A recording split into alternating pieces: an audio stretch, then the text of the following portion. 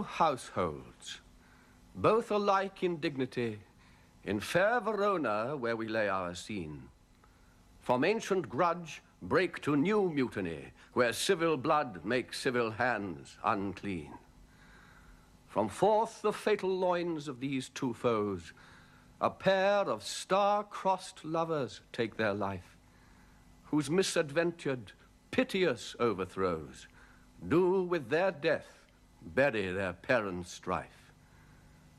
The fearful passage of their death-marked love, and the continuance of their parents' rage, which but their children's end naught could remove, is now the 2 hours' traffic of our stage, the which, if you with patient ears attend, what here shall miss, our toil shall strive to mend.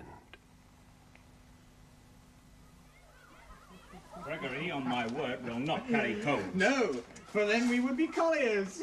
I mean, we being collar, we'll draw. Aye, while you live, draw your neck out of collar. I strike quickly being moved. But thou art not quickly moved to strike. Because the house of Montague moves me. To move is to stir, and to be valiant is to stand. Therefore, if thou art moved, thou runnest away. The dog of that house shall move me to stand. I will take the wall of any man or maid of Montague. That shows thee a weak slave, for the weakest goes to the wall. 'Tis true, and therefore women being the weaker vessels are ever thrust to the wall. Therefore, I will push Montague's men from the wall and thrust his maids to the wall. The quarrel is between our masters and us their men. That is all one. I will show myself a tyrant. When I fought with the men, I will be civil with the maids. I will cut off their heads. The heads of the maids? Neither the heads of the maids or their maiden heads. Take it in what sense thou wilt. They must take it in sense that feel it.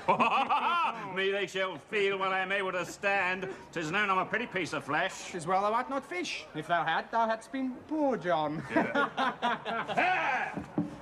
Draw thy tool. Here comes of the house of Montagues. My naked weapon is out. Quarrel, I will back thee. How? Turn thy back and run? Fear me not. No, marry, I fear thee. Let us take the law of our signs. Let them begin. I will frown as I pass by. Let them take it as they list. Nay, as they dare. I will bite my thumb at them, which is disgrace to them if they bear it.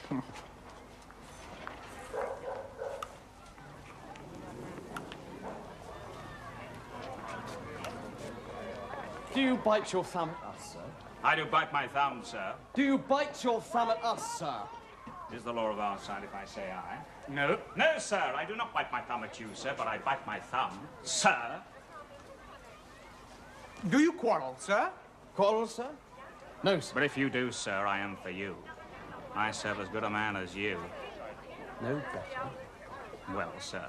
Say better. Here comes one of my master's kinsmen. Yes. Better, sir. You lie. Roar if you be men. Ha! Stand!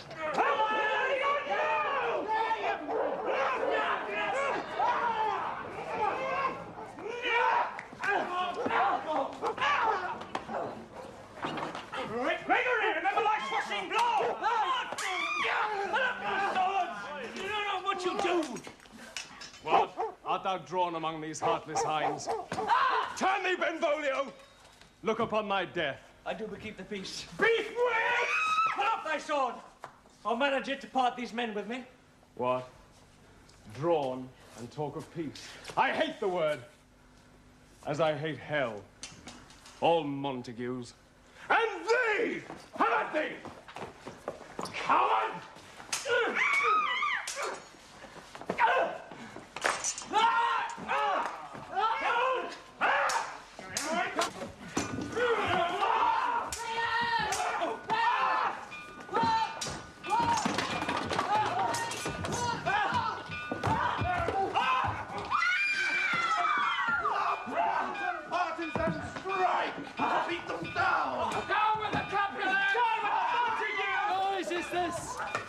Bring me my long sword, ho!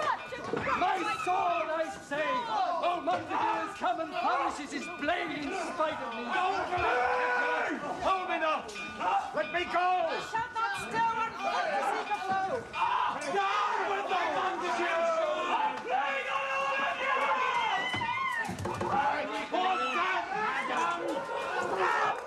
rebellious subjects, enemies to peace, profaners of this naval stained steel. Will they not hear? But how, you men? You beasts that quench the fire of your pernicious rage with purple fountains issuing from your veins, on pain of torture! From those bloody hands, throw your mistempered weapons to the ground, and hear the sentence of your morbid prince.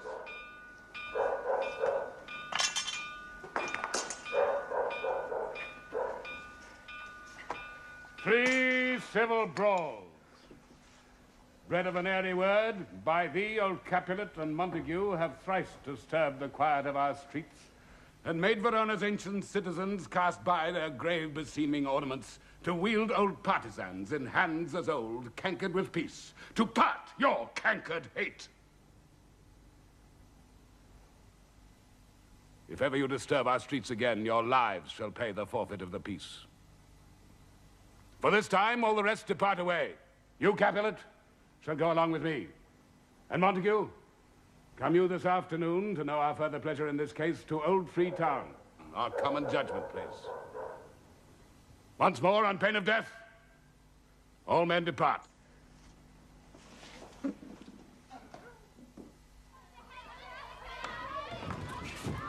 Who set this ancient quarrel? New approach. Speak, nephew. Were you by when it began? Here were the servants of your adversary and yours, close fighting ere I did approach. I drew to part them. In the instant came the fiery Tybalt with his sword prepared. Which, as he breathed defiance to my ears, he swung about his head and cut the winds. Who nothing hurt withal, hissed him in scorn. While we went interchanging thrusts and blows, came more and more, and fought on part and part, till the prince came, who parted either part.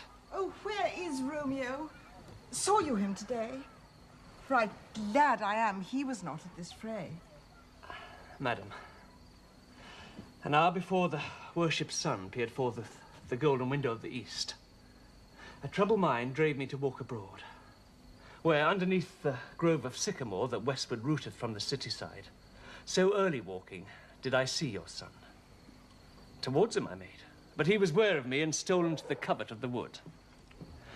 I, measuring his affections by my own, which then most sought where most might not be found, being one too many by my weary self, pursued my humour, not pursuing his, and gladly shunned who gladly fled from me. Many a morning hath he there been seen, with tears augmenting the fresh morning's dew, adding to clouds more clouds with his deep sighs.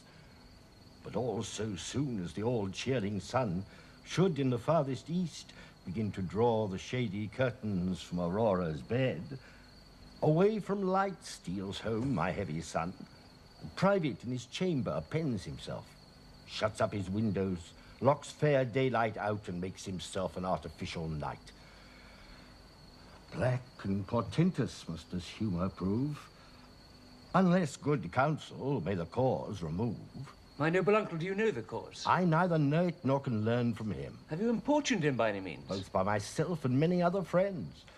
But he, his own affection's counsellor, is to himself, I will not say how true, but to himself so secret and so close, so far from sounding and discovery, as is the bud bit with an envious worm, ere he can spread his sweet leaves to the air or dedicate his beauty to the sun. Could we but learn from whence his sorrows grow, we would as willingly give cure as know. See where he comes. So please you, step aside. I know his grievance will be much denied. I would thou wert so happy by thy stay to hear true shrift. Come, madam, let's away.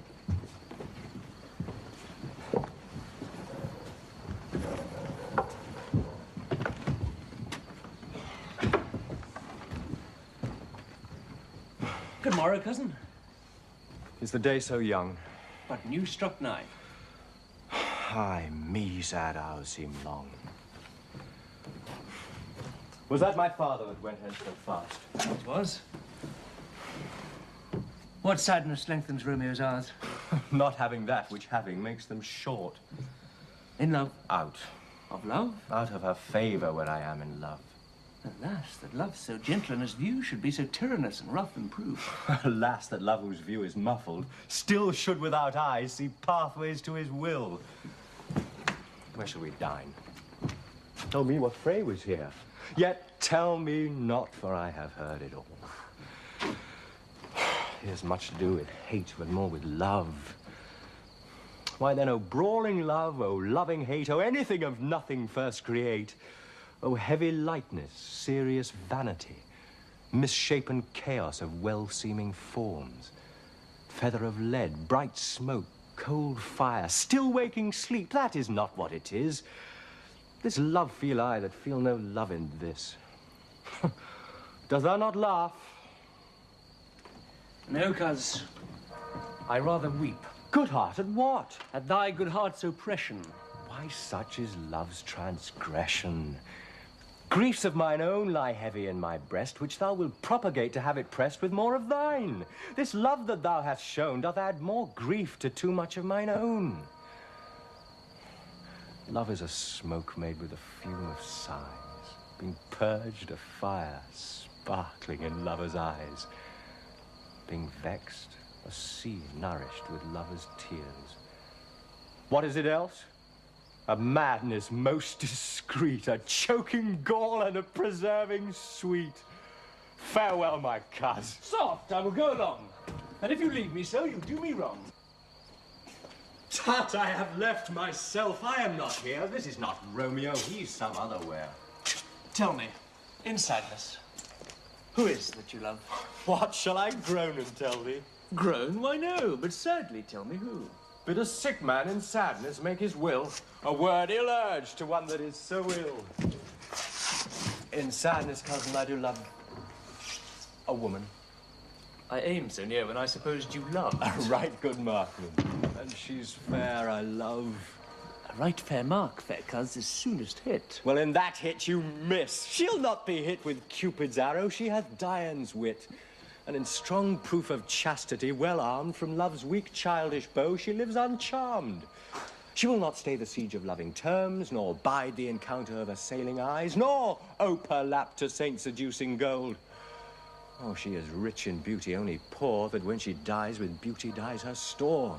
And she hath sworn that she will still live chaste. She hath, and in that sparing makes huge waste. For beauty starved with her severity cuts beauty off from all posterity. She is too fair, too wise, wisely too fair to merit bliss by making me despair. She hath forsworn to love, and in that vow do I live dead that live to tell it now. Be ruled by me. Forget to think of her. No, teach me how I should forget to think. By giving liberty unto thine eyes, examine other beauties. 'Tis the way to call hers exquisite in question more. These happy masks that kiss fair ladies' brows, being black, puts us in mind they hide the fair. He that is struck and blind cannot forget the precious treasure of his eyesight lost. Show me a mistress that is passing fair. What doth her beauty serve but as a note wherein I may read who passed that passing fair? Farewell, thou canst not teach me to forget. I'll pay that doctrine or else die in debt. But Montague is bound as well as I, in penalty alike. And 'tis not hard, I think, for men so old as we to keep the peace. Of honourable reckoning are you both. And pity 'tis you lived at odds so long. But now, my lord, what say you to my suit? But saying o'er what I've said before, my child is yet a stranger to the world. She hath not seen the change of 14 years. Let 2 more summers wither in their pride, ere we may think her ripe to be a bride. Younger than she a happy mother's maid. And too soon marred are those so early made. Earth hath swallowed all my hopes, but she is the hopeful lady of my earth. But woo her, gentle Paris, get her heart. My will to her consent is but a part, and she agreed, within her scope of choice lies my consent and fair according voice. This night I hold an old accustomed feast, whereto I've invited many a guest such as I love. And you among the store, one more, most welcome, makes my number more. At my poor house look to behold this night earth-treading stars that make dark heaven light. Such comfort as do lusty young men feel when well-apparelled April on the heel of limping winter treads. Even such delight among fresh female buds shall you this night inherit at my house. Hear all see, and like her most, whose merit most shall be, which on more view of many, mine being one, may stand in number, though in reckoning none. Come, go with me. Go, sirrah. Trudge about through fair Verona. Find those persons out whose names are written there, and to them say, my house and welcome on their pleasure stay. Come. Find them out whose names are written here. It is written that the shoemaker should meddle with his yard, and the tailor with his last, the fisher with his pencil, and the painter with his nets. But I am sent to find those persons whose names are writ here, and can never find what names the writing person here hath writ. I must to the learned, in good time.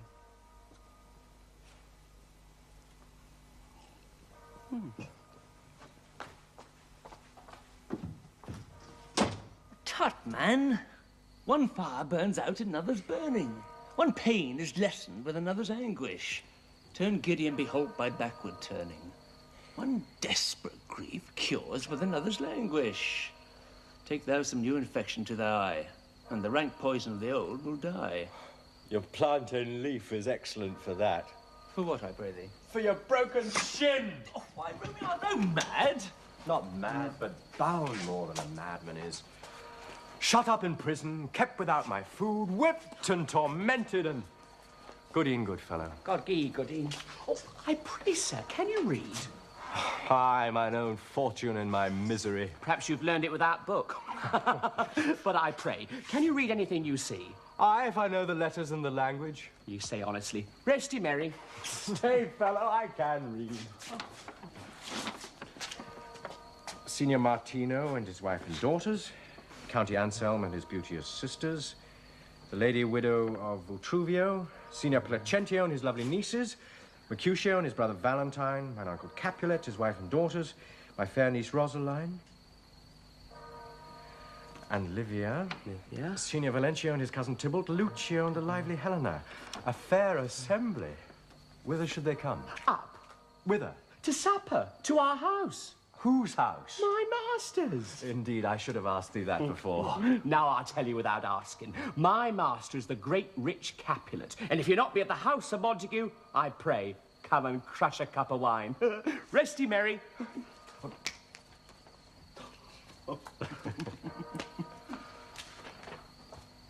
At this same ancient feast of Capulet sups the fair Rosaline, whom thou so loves, with all the admired beauties of Verona.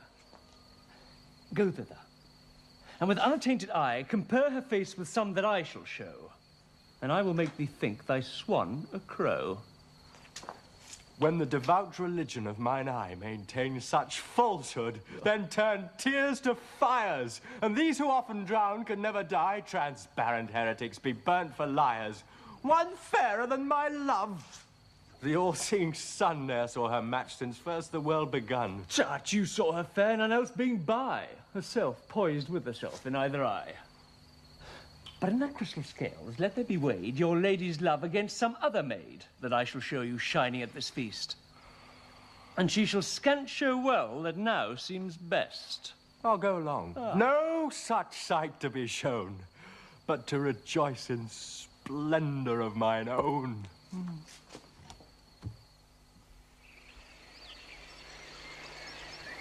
Nurse, where is my daughter? Call her forth to me. Now, by my maidenhead at 12-year-old, I bade her come. What, lamb? What, ladybird? God forbid. Where's this girl? What, Juliet? Oh, no, who called? Your mother.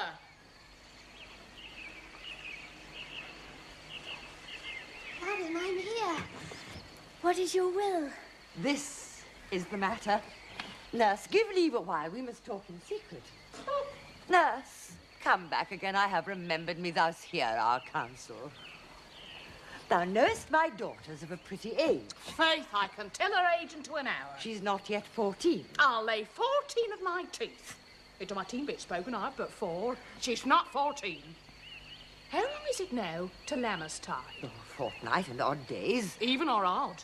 Of all days in the year, come Lammas Eve at night, shall she be 14. Susan and she, God rest all Christian souls, were of an age. Well, Susan is with God. She was too good for me. But as I said, on Lammas Eve at night shall she be 14. That shall she. Marry, I remember it well.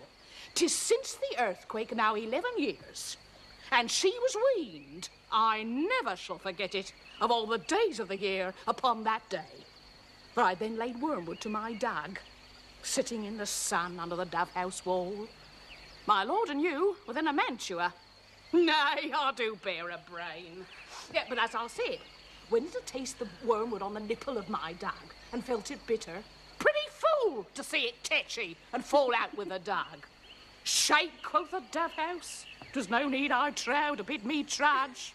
And since that time it is 11 years. But then she could stand high lone. Nay, by the rood, she could have run and waddled all about. For even the day before she broke her brow. And then my husband, God be with his soul, was a merry man, took up the child. Yea, quoth he, does thou fall upon my face? Thou wilt fall backward when thou hast more wit, wilt thou not, Jewel? And by my holly, Dan, the pretty wretch left crying and said, I. To see now how a jest shall come about. I warrant I shall live 1,000 years. I never shall forget it. Wilt thou not, Jewel, quoth he. And pretty fool, it stinted and said I. Enough of this, I pray thee, hold thy peace. Yes, madam. Yet I cannot choose but laugh. To think it should leave crying and say I. Yet I warrant it had upon it brow a bump as big as a young cockerel's stone. A parlous knock, and it cried bitterly. Yea, quoth my husband, falls upon thy face. Thou fall backward when thou comes to age, wilt thou not, Jewel? And it stinted and said I.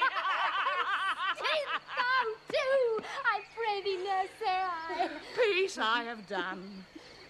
God mark thee to his grace. Thou was the prettiest babe that e'er I nursed. And I might live to see thee married once. I have my wish. Marry, that marry is the very theme I came to talk of. Tell me, daughter Juliet, how stands your disposition to be married?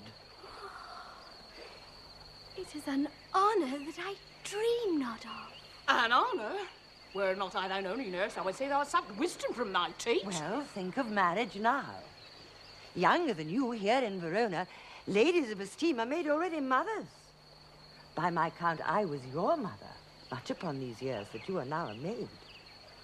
Thus then, in brief, the valiant Paris seeks you for his love. A man, young lady. Lady, such a man as all the world.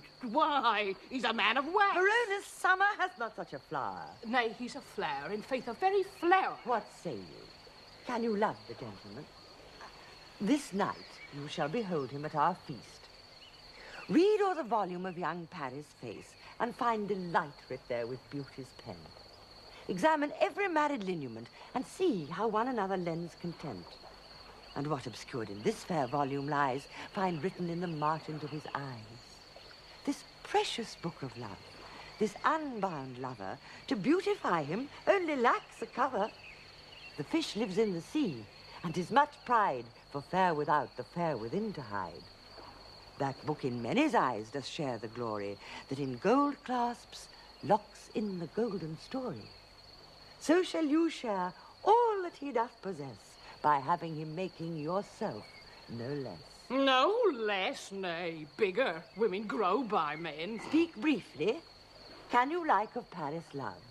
I look to like, if looking liking move. But no more deep will I endart mine eye than your consent gives strength to make it fly.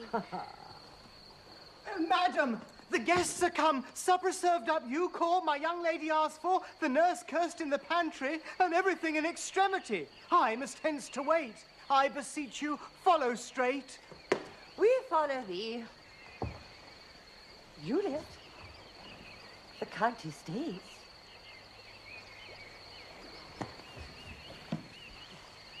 Go, girl. Seek happy nights to happy days.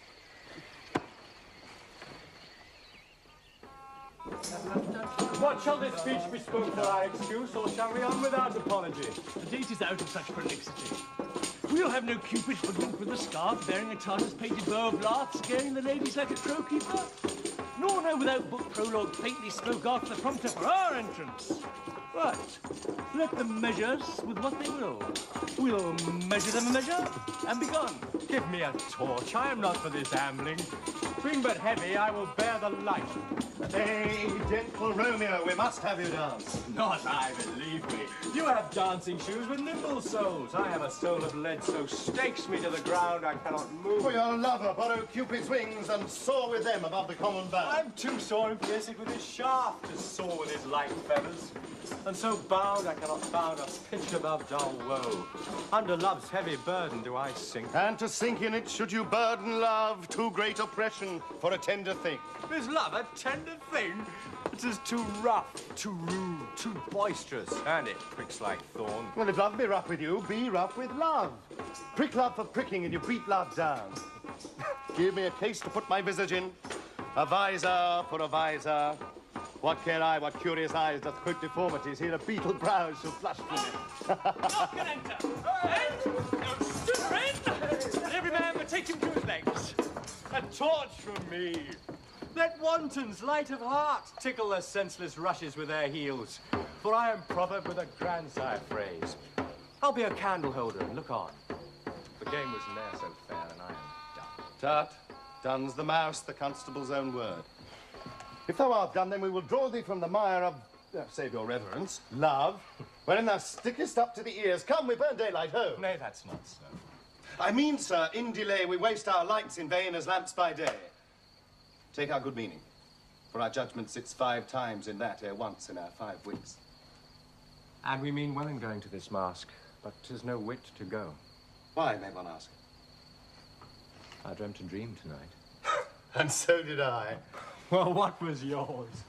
That dreamers often lie. And better sleep while they do dream things true. Ah, then I see Queen Mab hath been with you.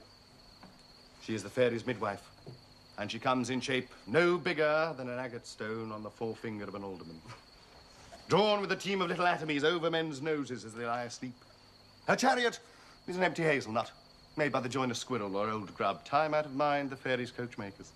Her wagon spokes made of long spinner's legs, her cover of the wings of grasshoppers, her traces of the smallest spider's web, her collars of the moonshine's watery beam.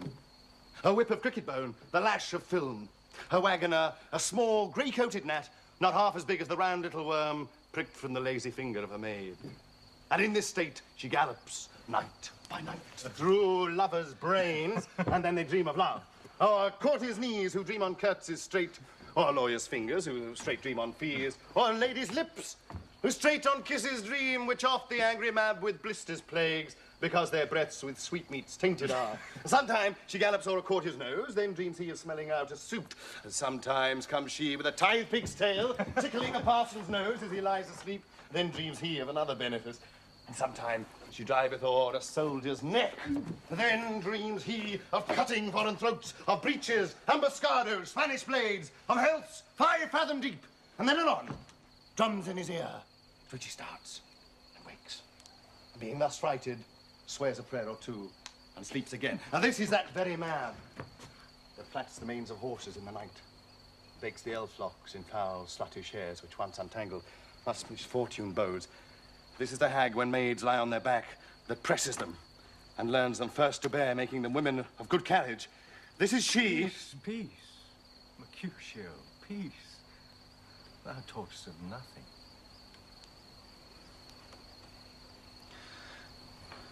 True. I talk of dreams, which are the children of an idle brain, begot of nothing but vain fantasy, which is as thin of substance as the air, and more inconstant than the wind who woos even now the frozen bosom of the north, and being angered, puffs away from thence, turning his side on the dew-dropping south.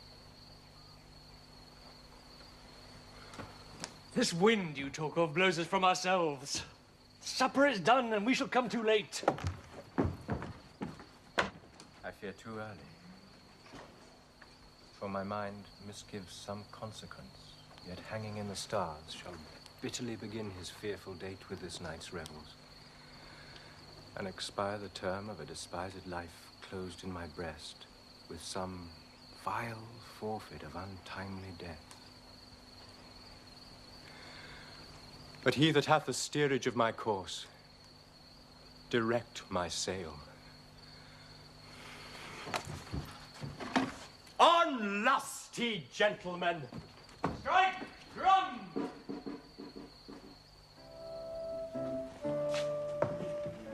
Where's Potpan that he hopes not to take away? He shift a trencher, he scrape a trencher. When good manners shall lie all in one or two men's hands, and they unwashed too, oh, 'tis a foul thing. Away with the joint stools, remove the cork cupboard, look to the plate. Good thou. Save me a piece of marchpane, and as thou loves me, let the porter let in Susan Grindstone and Nell. Oh. Anthony and Potpan! Aye, boy. Ready? You are looked for and called for, asked for and sought for in the great chamber. Cannot be here and there too. Cheerily, boys, be brisk a while, and the longer liver take all.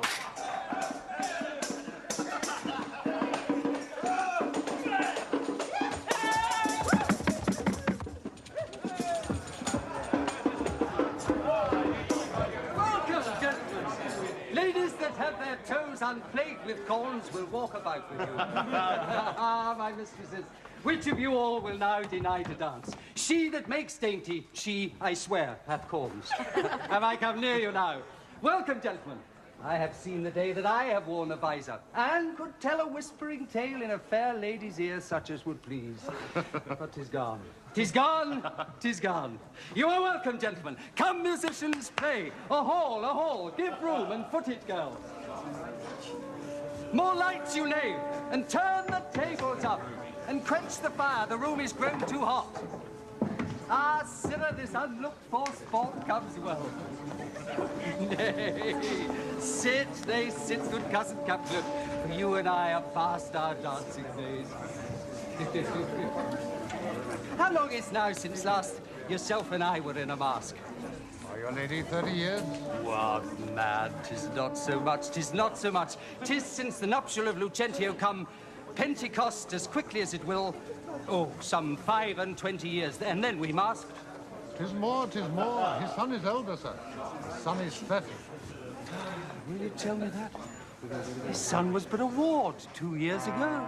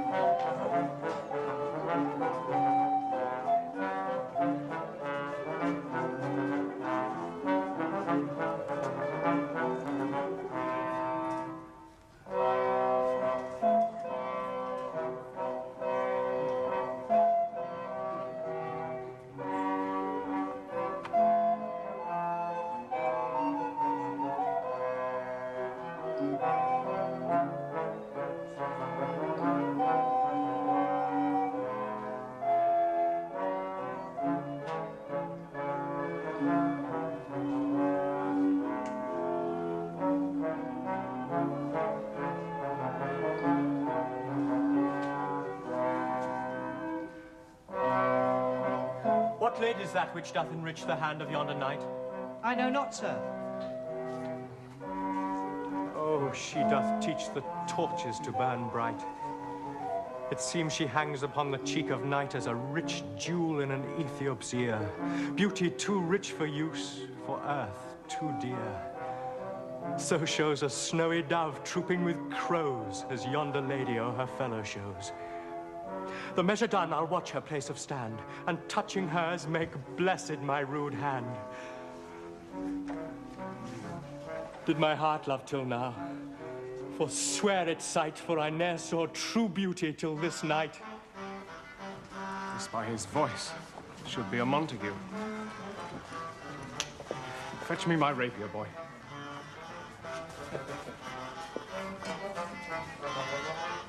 Dares the slave come hither covered with an antic face to fleer and scorn at our solemnity?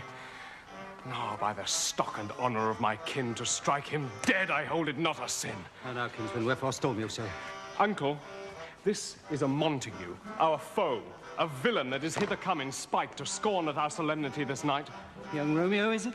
'Tis he, that villain Romeo. Content thee, gentle coz, let him alone. He bears him like a portly gentleman, and to say truth, Verona brags of him to be a virtuous and well-governed youth. I would not for the wealth of all this town here in my house do him disparagement. Therefore be patient. Take no note of him. It is my will, the which if thou respect, show her respect. And throw off this frown, an ill-beseeming semblance for a feast. It fits when such a villain is a guest. I'll not endure him. He shall be endured. What, goodman boy, I say he shall go to. Am I the master here, or you go to? You'll not endure him. God shall mend my soul. You'll make a mutiny among my guests. You'll set cock-a-hoop. You'll be the man. My uncle, 'tis a shame. Go to, you are a saucy boy. Is't so indeed. This trick may chance to scathe you, I know what. Now it is time. Well said, my hearts. You're a prickcocks. Go. Be quiet, or... More light, more light. Shame, make you quiet. What cheer in my hearts? Patience perforce with willful choler meeting makes my flesh tremble in their different greeting. I will withdraw, but this intrusion shall now seeming sweet convert to bitterest gall.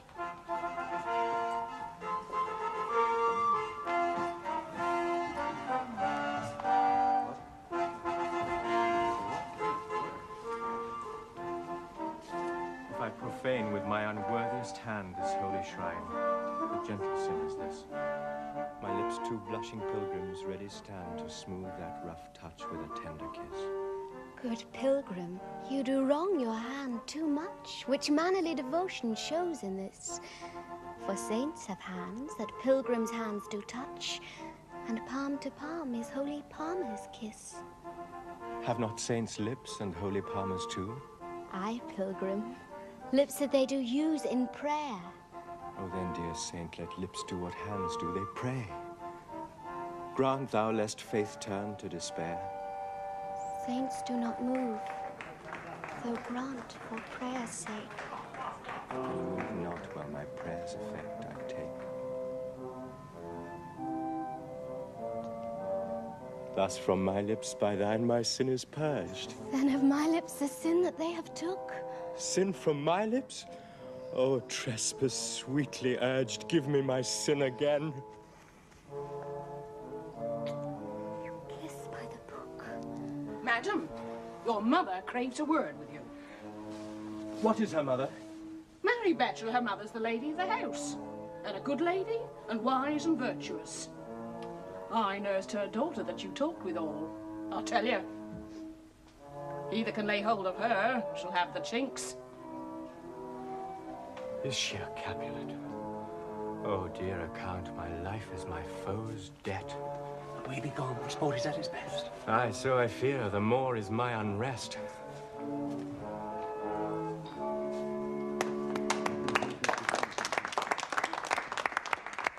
Nay, gentlemen, prepare not to be gone. We have a trifling, foolish banquet toward. Esteemed so. Why, then, I thank you all. I thank you, honest gentlemen. Good night. More torches, ho. Come on, then. Let's to bed. Ah, sirrah, by my pay, it waxes late. Now to my rest. Come hither, nurse. What is yon gentleman? The son and heir of old Tiberius. What's he that now is going out of door? Marry, that I think be young Petruchio. What's he that follows here that would not dance? I know not. Go ask his name. If he be married, my grave is like to be my wedding bed.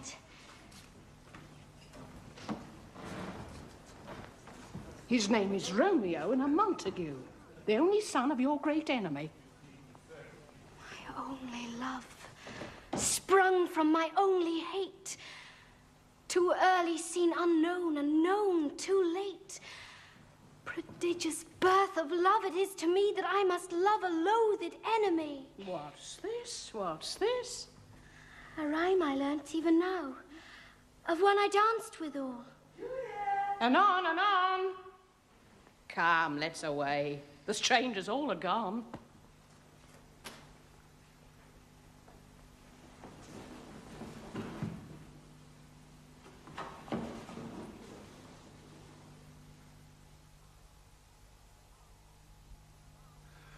Now old desire doth in his deathbed lie, and young affection gapes to be his heir. That fair for which love groaned for and would die, with tender Juliet matched, is now not fair. Now Romeo is beloved and loves again, alike bewitched by the charm of looks. But to his foe supposed he must complain, and she steals love's sweet bait from fearful hooks. Being held a foe, he may not have access to breathe such vows as lovers used to swear, and she, as much in love, her means much less to meet her new beloved anywhere. But passion lends them power, time means to meet, tempering extremities with extreme sweet.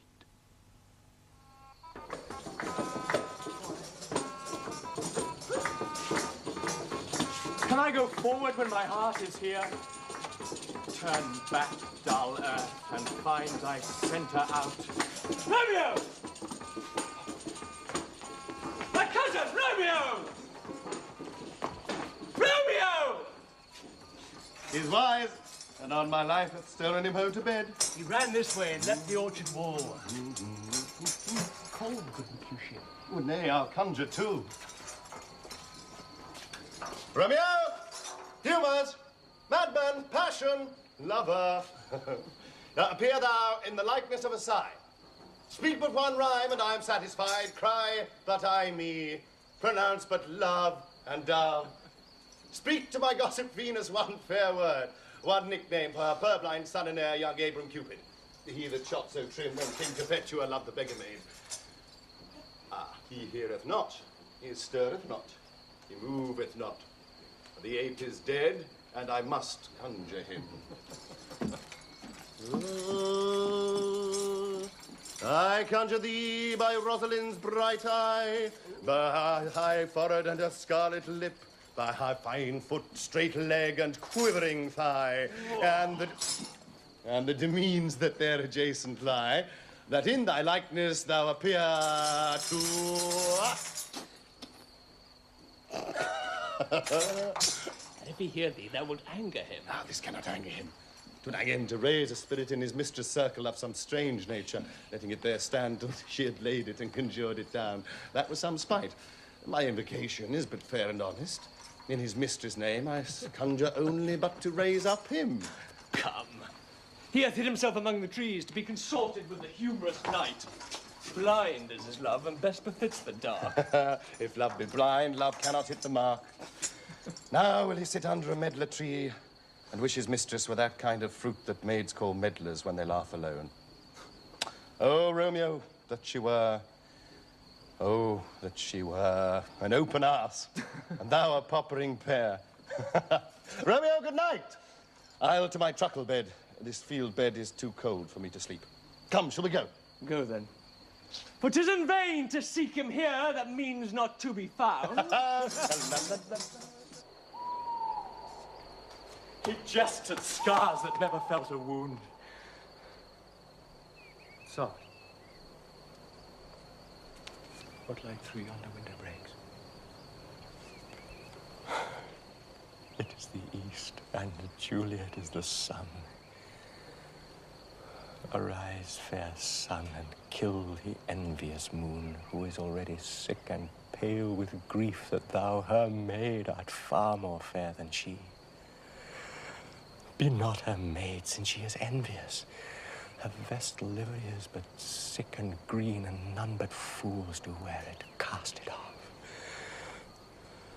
It is my lady. Oh, it is my love. Oh, that she knew she were. She speaks, yet she says nothing. What of that her eye discourses? I will answer it. I am too bold, 'tis not to me she speaks. Two of the fairest stars in all the heaven, having some business, to entreat her eyes to twinkle in their spheres till they return. What if her eyes were there, they in her head? The brightness of her cheek would shame those stars as daylight doth a lamp. Her eyes in heaven would through the airy regions stream so bright that birds would sing and think it were not night. See how she leans her cheek upon her hand. Oh, that I were a glove upon that hand, that I might touch that cheek. Ah, me. She speaks. Oh, speak again, bright angel, for thou art as glorious to this night, being on my head, as is a winged messenger of heaven unto the white, upturned, wondering eyes of mortals that fall back to gaze on him when he bestrides the lazy, puffing clouds and sails upon the bosom of the air. Oh, Romeo, Romeo, wherefore art thou Romeo? Deny thy father and refuse thy name, or if thou wilt not, be but sworn my love, and I'll no longer be a Capulet. Shall I hear more? Shall I speak at this? Is but thy name that is my enemy. Thou art thyself, though not a Montague. What's Montacute is no hand, no foot, no arm, no face, no any other part belonging to a man who be some other name. What's in a name? That which we call a rose, by any other word would smell as sweet. So Romeo would, were he not Romeo called, retain that dear perfection which he owes without that title. Romeo, doff thy name, and for thy name, which is no part of thee, take all myself. I take thee at thy word. Call me but love, and I'll be new baptized. Henceforth I never will be Romeo. What man art thou that thus bescreened in night so stumblest on my counsel?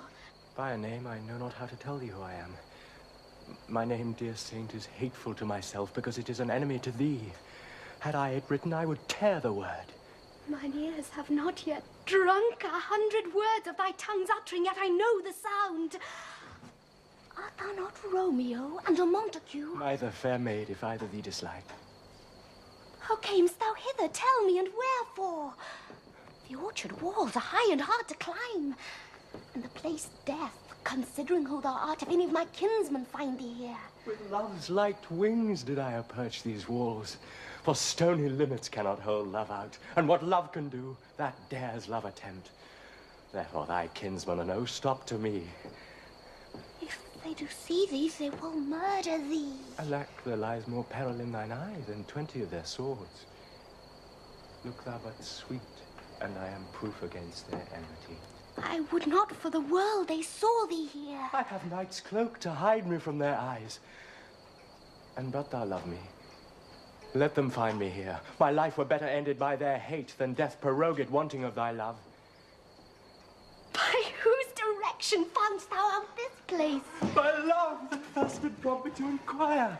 He lent me counsel, and I lent him eyes. I am no pilot, yet wert thou as far as that vast shore washed with the farthest sea, I should adventure for such merchandise. Thou knowest the mask of night is on my face, else would a maiden blush bepaint my cheek for that which thou hast heard me speak tonight. Fain would I dwell in form, fain deny what I have spoke, but farewell compliment. Dost thou love me? I know thou wilt say aye, and I will take thy word. Yet if thou swearest, thou mayst prove false. But lovers' perjuries, they say, Jove laughs. O gentle Romeo, if thou dost love, pronounce it faithfully. Or if thou thinkst I am too quickly won, I'll frown and be perverse and say thee nay, so thou wilt woo. But else not for the world. In truth, fair Montague, I am too fond, and therefore thou mayest think my behaviour light. But trust me, gentlemen, I'll prove more true than those have more cunning to be strange. I should have been more strange, I must confess, but that thou overheardst I was where my true love passion. Therefore pardon me, and not impute this yielding to light love, which the dark night hath so discovered. Lady, by yonder blessed moon I vow, that tips with silver all these fruit tree tops. Oh, swear not by the moon, the inconstant moon that monthly changes in her circled orb, lest that thy love prove likewise variable. What shall I swear by? Well, do not swear. Or if thou wilt, swear by thy gracious self, which is the god of my idolatry, and I'll believe thee. If my heart's dear love... No, well, do not swear. Although I joy in thee, I have no joy in this contract tonight. It is too rash, too unadvised, too sudden. Too like the lightning which doth cease to be ere one can say it lightens. Sweet good night. This bud of love by summer's ripening breath may prove a beauteous flower when next we meet. Good night. Good night. A sweet repose and rest come to thy heart as that within my breast. Oh, wilt thou leave me so unsatisfied? What satisfaction canst thou have tonight? The exchange of thy love's faithful vow for mine. I gave thee mine before thou didst request it. And yet I would it were to give again. Wouldst thou withdraw it? For what purpose, love? But to be frank, and give it thee again. And yet I wish but for the thing I have. My bounty is as boundless as the sea. My love is deep. The more I give to thee, the more I have, for both are infinite. I hear some noise within, dear love, adieu. Anon, good nurse. Sweet Montague, be true. Stay but a little, I will come again. Oh, blessed, blessed night. I am afeard being in night all this is but a dream, too flattering sweet to be substantial. 3 words, dear Romeo, and good night indeed. If that thy bent of love be honourable, thy purpose marriage, send me word tomorrow, by one that I'll procure to come to thee, where and what time thou wilt perform the rite. And all my fortunes at thy foot I'll lay and follow thee, my lord, throughout the world.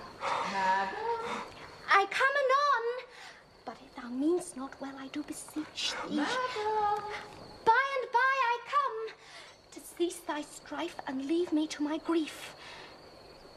Tomorrow will I send? So thrive my soul. 1,000 times good night. 1,000 times the worse to want thy light.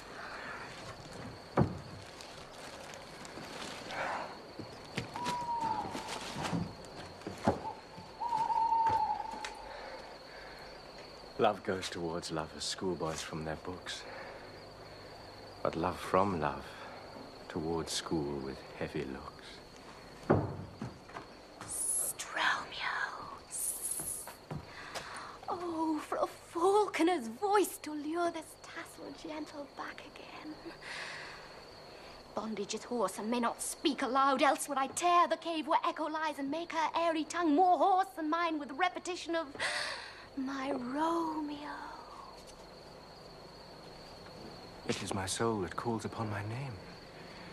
How silver sweet sound lovers' tongues by night, like softest music to attending ears. Romeo.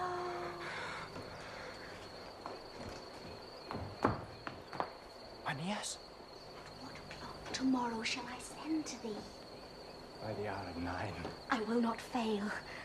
'Tis 20 years till then. I forgot why I did call thee back. Let me stand here till thou remember it. I shall forget to have thee still stand there, remembering how I love thy company. And I'll still stay to have thee still forget, forgetting any other home but this. 'Tis almost morning, I would have thee gone, and yet no farther than a wanton's bird that lets it hop a little from his hand like a poor prisoner whose twisted gyves and with a silken thread plucks it back again, so loving jealous of his liberty. I would I were thy bird. Sweet, so would I. Yet I should kill thee with much cherishing. Good night. Good night. Parting is such sweet sorrow that I shall say good night till it be morrow. Sleep dwell upon thine eyes, peace in thy breast. Would I were sleep and peace, so sweet to rest. The grey-eyed morn smiles on the frowning night, checkering the eastern clouds with streaks of light. And darkness fleckled like a drunkard reels from forth day's pathway made by Titan's wheels. Hence will I to my ghostly friar's close cell, his help to crave and my dear hap to tell.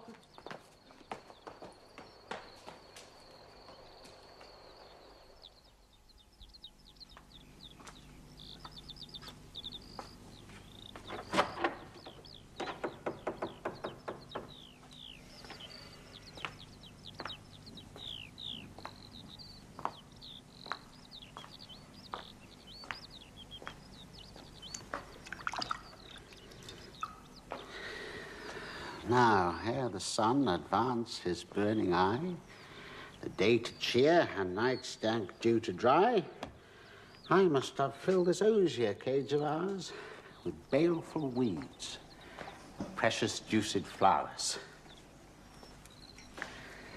Now, the earth, that's nature's mother, is her tomb. And what is her burying grave? That is her womb. And from her womb, children of divers kinds we sucking on her natural bosom find. Many for many virtues excellent, none but for some, and yet all different. Oh, mickle is the powerful grace that lies in plants, herbs, stones, and their true qualities. For naught so vile that on the earth doth live, but to the earth some special good doth give. Nor aught so good, but strained from that fair use, revolts from true birth, stumbling on abuse. Virtue itself turns vice, being misapplied, and vice, sometimes by action, dignified.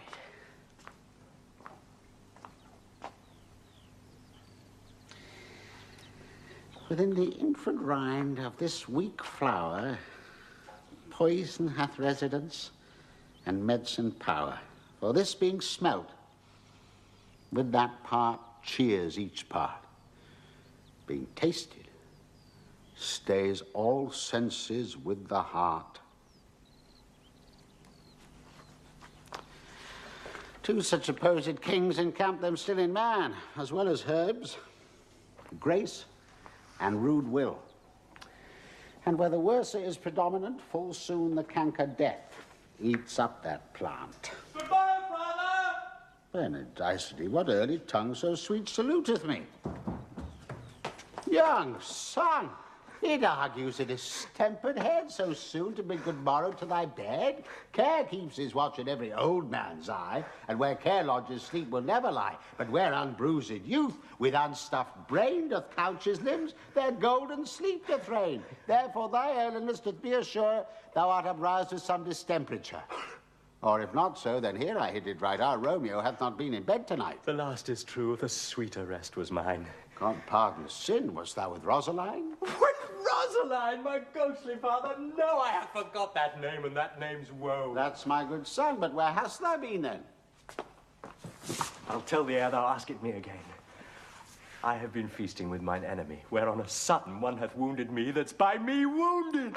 Both thy remedies within thy help and holy physic lies. I bear no hatred, blessed man, for lo, my intercession likewise steads my foe. Be plain, good son, and homely in thy drift. Riddling confession finds but riddling shrift. Then plainly know my heart's dear love is set on the fair daughter of rich Capulet. As mine on hers, so hers is set on mine, and both combined. Save what thou must combine by holy marriage. When and where and how we met, we wooed and made exchange of vow, I'll tell thee as we pass. But this I pray, that thou consent to marry us today. Oh, listen, Francis, what a change is here. Is Rosaline, whom thou didst love so dear, so soon forsaken? Young men's love, then, lies not truly in their hearts, but in their eyes. Gee, Shiberia, what a deal of brine hath washed thy sallow cheeks for Rosaline. How much salt water thrown away in waste, to season love that Ovid doth not taste. The sun not yet thy sighs from heaven clears. Thy old roans yet ring in mine ancient ears. Lo, here upon thy cheek the stain doth sit of an old tear that is not washed off yet. If e'er thou wast thyself and these woes thine, thou and these woes were all for Rosaline. And art thou changed, pronounce this sentence then. Women may fall when there's no strength in men. Thou chidst me oft for loving Rosaline. For doting, not for loving, pupil mine. And badst me bury love. Not in the grave to lay one in, another out to have. I pray thee chide me not. Her I love now, doth grace for grace and love for love allow. The other did not so. Oh, she knew well thy love did read by rotes that could not spell. But come, young waverer, come go with me. In one respect I'll thy assistant be. For this alliance may so happy prove to turn your household's rancor to pure love. Oh, let us hence! I stand on sudden haste! Wisely and slow, they stumble that run fast.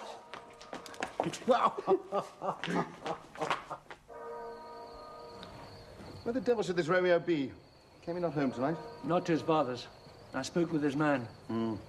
That same pale, hard-hearted wench, that Rosaline, torments him so that he will sure run mad. Tybalt, the kinsman to old Capulet, hath sent a letter to his father's house. A challenge on my life. Romeo will answer it. Any man that can write may answer a letter. Nay, he will answer the letter's master, how he dares being dared. Alas, poor Romeo, he's already dead. Stabbed with a white wench's black eye, run through the ear with a love song. The very pin of his heart cleft by the blind bow boy's butt shaft. And is he a man to encounter Tybalt? Why, what is Tybalt? More than Prince of Cats, I can tell you. Oh, he's a courageous captain of compliments. He fights, as you sing prick song, keeps time, distance, and proportion. He rests, his minion rests, 1, 2, the third in your bosom. The very butcher of a silk button. A duelist, a gentleman of the very first house of the first and second course. The immortal passado, the punto reverso, the high. The what? The pox. On such antic, lisping, affecting fantasticos, these new tuners of accent. By Jesu, a very good blade, a very tall man, a very good whore. Why, is this not a lamentable thing, grandsire, that we should be thus afflicted by these strange flies, these fashion mongers, these pardon me's who stand so much upon the new form they cannot sit at ease on the old bench. Oh, their bones, their bones. Here comes Romeo.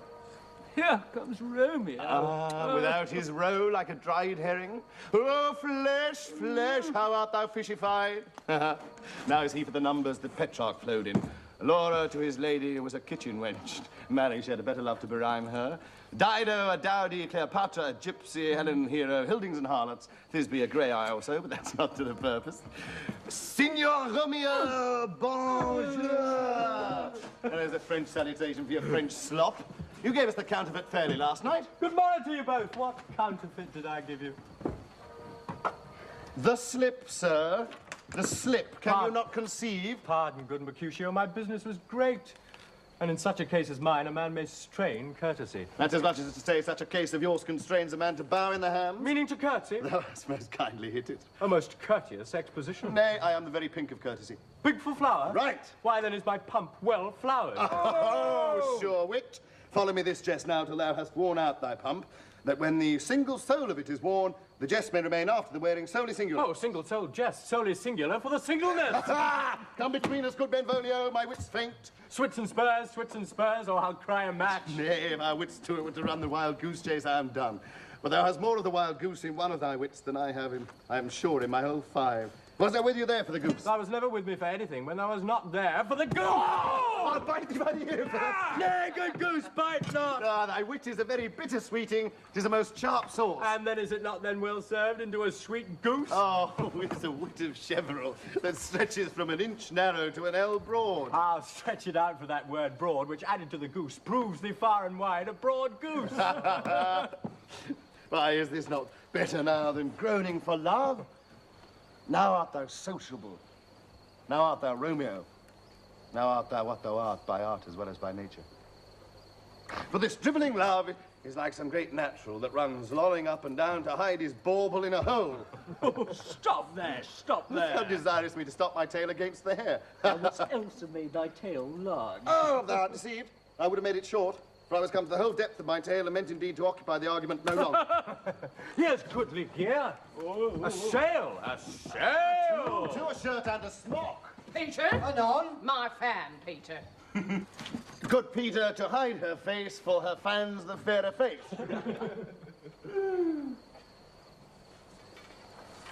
God, good morrow, gentlemen. Goody. Is it goody? 'Tis no less, I tell thee. For the bawdy hand of the dial is now upon the prick of noon. Out upon it, what a man are you?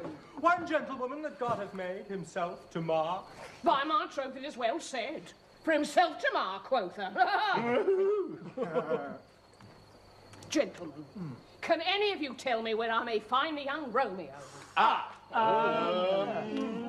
I can tell you. But young Romeo will be older when you have found him than he was when you sought him. I am the youngest of that name, for fault of a worse. You say well. Yea. Is the worst well? Very well took in faith. Wisely. If you be he, sir, I desire some confidence with you. She will indict him to some supper. Aboard, so What hast thou found? No hair, sir. Unless a hair, sir, in a Lenten pie that is somewhat stale and hoar ere it be spent. An old hair whore is an old hair whore, and very good meat in Lent. But a hair that is hoar is too much for the score if it whores ere it be spent. Romeo, when you come to your father's, we are to dinner thither. I will follow you. Farewell, ancient lady. Farewell. An old hair whore, an old hair whore. Very good food in Lent. But pray, sir, what sort of muttering was this who was so full of his ropery? A gentleman, nurse, that loves to hear himself talk, and will speak more in a minute than he will stand to in a month. And to speak anything against me, I'll take him down into a lustier than he is, and 20 such jacks. And if I cannot, I'll find those that shall. Scurvy knave. I'm none of his flirt gills. I'm none of his skeins, mates. And there will stand by too and suffer every knave to use me at his pleasure. Oh! I saw no man use you at his pleasure. If I had, my weapon should quickly have been out. I warrant you, I dare draw as soon as another man, if I see occasion in a good quarrel, and the law on my side. Now, afore God, I'm so vexed that every part about me quivers. Scurvy knave. Pray you, sir, a word. And as I told you, my young lady bid me inquire you out. What she bid me say, I will keep to myself. But first, let me tell you. If ye should lead her in a fool's paradise, as they say, it were a very gross kind of behaviour, as they say. For the gentlewoman is young, and therefore if you should deal double with her, truly were an ill thing to be offered to any gentlewoman, and very weak dealing. Nurse, commend me to thy lady and mistress. I protest unto thee. Good heart and faith, I will tell her as much. Lord, she will be a joyful woman. What wilt thou tell her, nurse? Thou dost not mark me. I will tell her, sir, that you do protest. Or as I take it, is a gentlemanlike offer. Bid her devise some means to come to Shrift this afternoon. There she shall, at Friar Lawrence's cell, be shrived and married. Oh! Here is for thy pains. No, truly, sir, not a penny. Go to, I say you shall. Oh, this afternoon, sir? Well, she shall be there. And stay, good nurse, behind the abbey wall. Within this hour my man shall be with thee, and bring thee cords made like a tackled stair, which to the high top gallant of my joy shall be my convoy in the secret night. Farewell, be trusty, and I'll quit thy pains. farewell, commend me to thy mistress. No, God in heaven bless thee. Harkye, sir. What sayest thou, my dear nurse? It's your man's secret. Huh? I mean, did you ne'er hear say two may keep counsel, putting one away? Warrant thee, my man's as true as steel. Well, sir, my mistress is the sweetest lady. Lord, not when 'twas a little prating thing. Oh, there's a nobleman in town, one Paris, would fain lay knife aboard. But she, good soul, as at least see a toad, as very toad to see him. Yeah, I anger her sometimes and tell her that Paris is the properer man. But I'll warrant you, when I say so, she looks as pale as any clout in the versal world. It doth not Rosemary and Romeo begin both with a letter? Aye, nurse, what of that? Both with an R? Yeah, mock her. That's the dog's name. R is for the... No, I know it begins with some other letter. She has the prettiest sententious of it, of you and Rosemary. It would do you good to hear it. Commend me to thy lady. Aye, 1,000 times.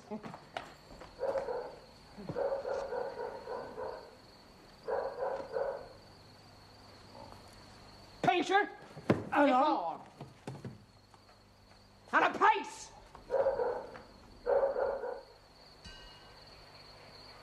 The clock struck 9 when I did send the nurse. In half an hour she promised to return. Perchance she cannot meet him. That's not so. Oh, she is lame. Love's herald should be thoughts, which 10 times faster glides in the sun's beams, driving back shadows over lowering hills. Therefore do nimble-pinioned doves draw love, and therefore had the wind-swift Cupid wings. Now is the sun upon the highmost hill of this day's journey, and from 9 till 12 is 3 long hours, yet she is not come.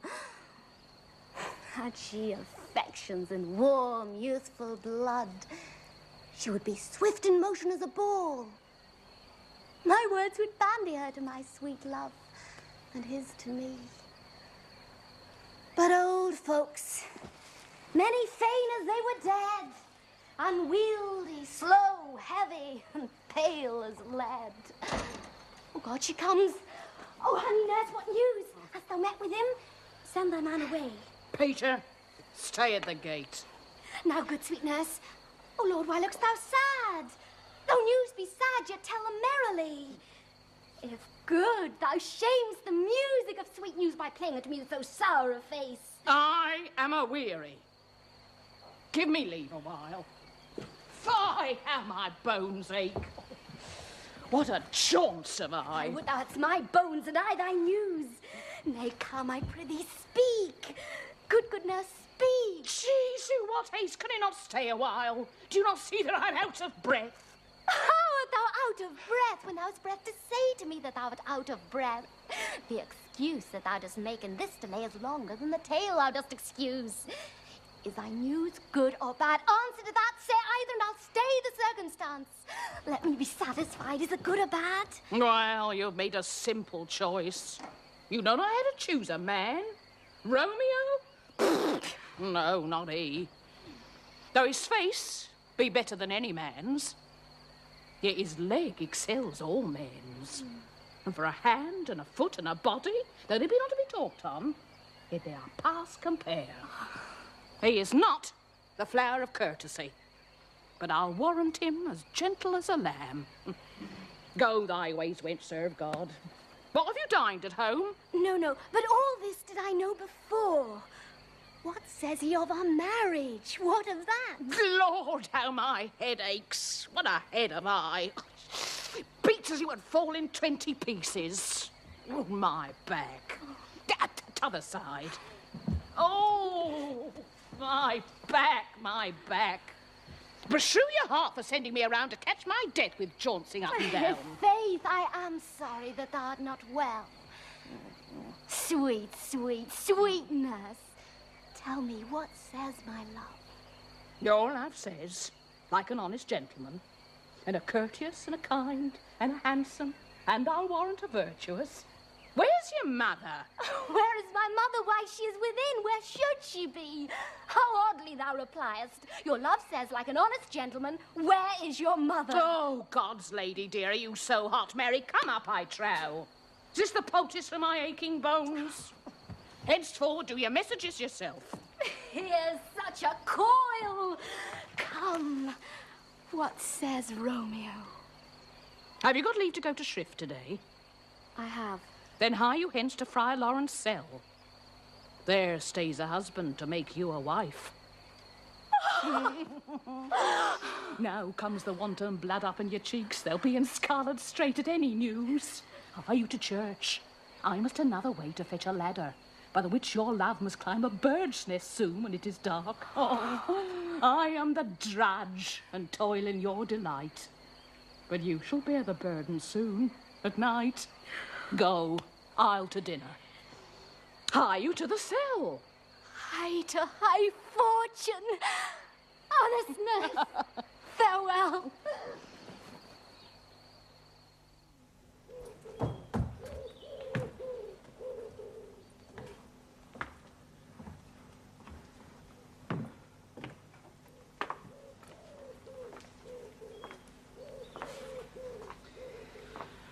So smile the heavens upon this holy act, that after hours with sorrow chide us not.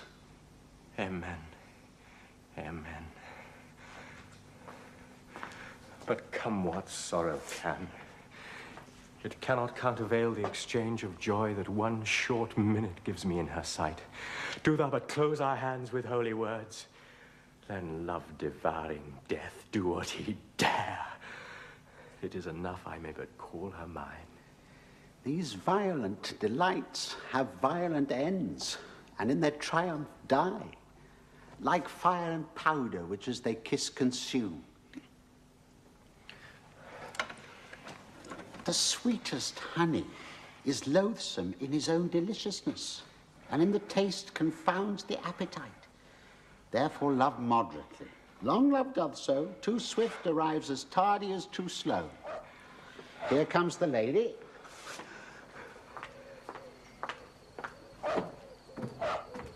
Oh, so light a foot will ne'er wear out the everlasting flint.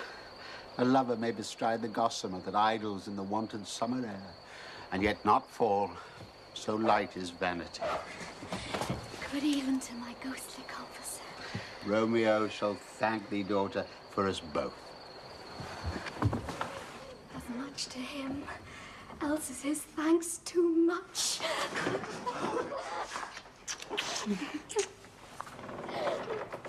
Ah, Juliet, if the measure of thy joy be heaped like mine, and that thy skill be more to blazon it, then sweeten with thy breath this neighbour air, and let rich music's tongue unfold the imagined happiness that both receive in either by this dear encounter.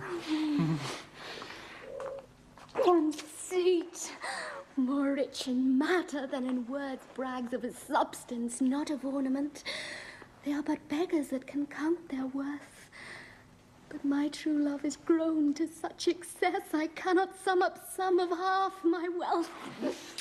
Come with me, and we will make short work. For by your leaves, ye shall not stay alone, till Holy Church incorporate 2 in 1.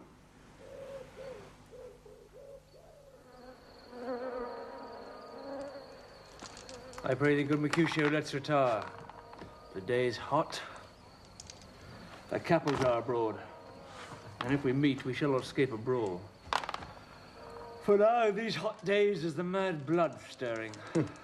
Thou art like one of those fellows that when he enters upon the confines of a tavern, claps me his sword upon the table and says, God send me no need of thee. And by the operation of the second cup hath drawn him on the drawer, when indeed there is no need. Am I like such a fellow? Oh, come. Thou art as hot a jack in thy mood as any in Italy. And as soon moved to be moody, and as soon moody to be moved. And what two? Nay, and there were 2 such, there would be none shortly, for one would kill the other. Thou, I don't want to quarrel with a man that hath a hair more or a hair less in his beard than thou hast. Thou wilt quarrel with a man for cracking nuts, having no other reason but that thou hast hazel eyes. And what eye but such an eye would spy out such a quarrel? Thy head is as full of quarrels as an egg is full of meat. And yet thy head has been beaten and as addle as an egg for quarrelling. Thou didst quarrel with a man for coughing in the street because it hath woken thy dog that hath lain asleep in the sun. And didst thou not fall out with a tailor for wearing his new doublet before Easter, and with another for tying his new shoes with old riband? And yet thou wert due to me from quarrelling? And I was so apt to quarrel as thou wert. Any man should buy the fee simple of my life for an hour and a quarter. The fee simple. Oh, simple. By my head, here comes the cabinets. By my heel, I care not. Follow me close, for I will speak with him. Gentlemen, good e'en. A word with one of you. And but one word with one of us? Couple it with something, make it a word and a blow. You shall find me apt enough to that, sir, and you will give me occasion. Could you not take some occasion without giving?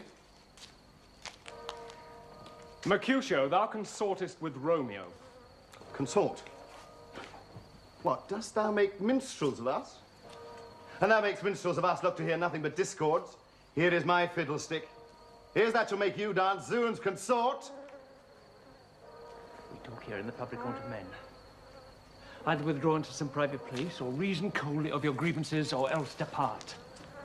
Here all eyes gaze on us. Men's eyes were made to gaze, and let them look. I will not budge for no man's pleasure, I. Well, peace be with you, sir. Here comes my man. I'll be hanged, sir, if you wear your livery. Marry, go before the field. He'll be your follower. Your worship may in that sense call him man. Romeo! The love I bear thee can afford no better term than this. Thou art a villain. Tybalt, the reason that I have to love thee doth much excuse the appertaining rage to such a greeting. Villain am I none.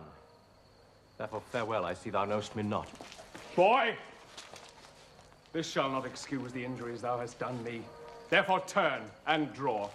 I do protest I never injured thee, but love thee better than thou canst devise, till thou shalt know the reason of my love. And so, good Capulet, which name I tender as dearly as mine own, be satisfied.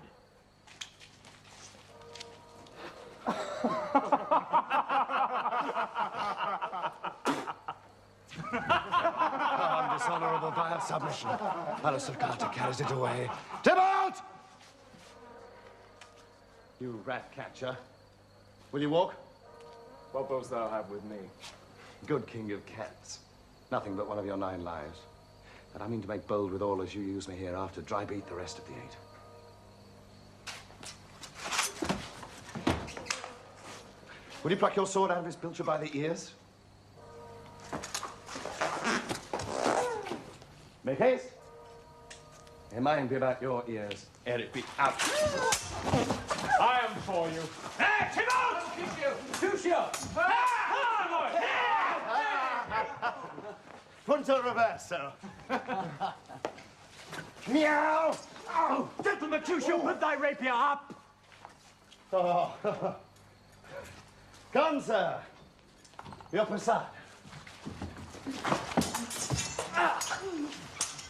Oh, go!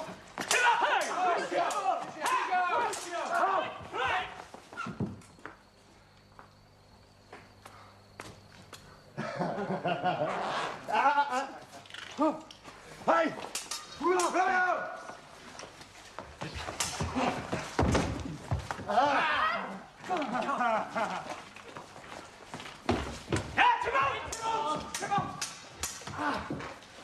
Drop it, Romeo! Beat down their weapons! Give it!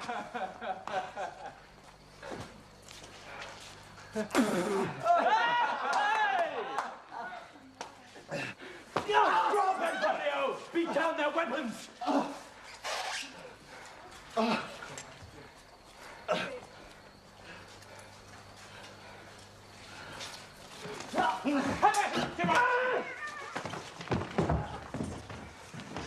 Gentlemen, for shame!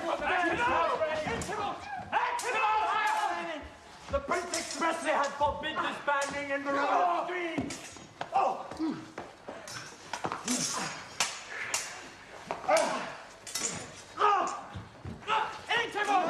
Get up! Get it!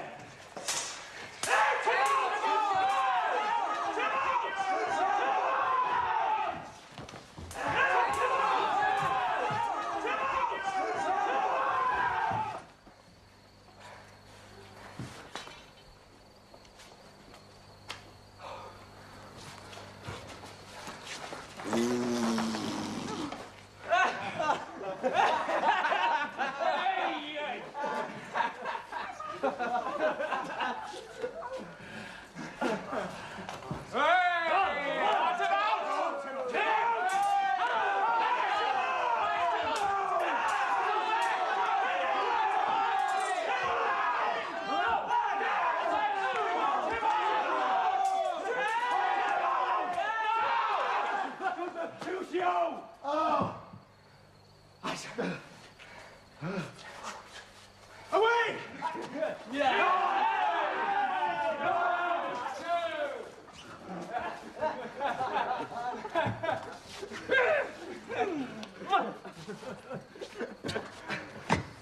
I've heard. Oh, plague on both our houses. I'm spared. Is he gone and have nothing? What? Art thou hurt? Aye, scratch, just scratch. Oh, Mary, that is enough. Where's my pain? Go, villain, fetch a surgeon. Courage, man, the hurt cannot be much. Ah, 'tis not so deep as it were, nor so wide as a church door. 'Tis enough. Good sir. Oh, plague on both your houses. Oh, I am Pip and I warrant of this world. Ask me tomorrow and you will find me a grave man. Plague on both your houses. Soon. A dog, a rat, a mouse, a cat. Oh, to scratch a man to death. A braggart, a rogue, a villain that fights by the book of Richard. Why the devil came you between us? I was hurt under your arm. I thought all for the best. Oh, look, help me into a house with holy oil. I shall faint. Ah! Oh! Oh! Oh! Oh! Plague on both your houses. They've made worms meat of me. I have it. And sound it too. Oh, your houses.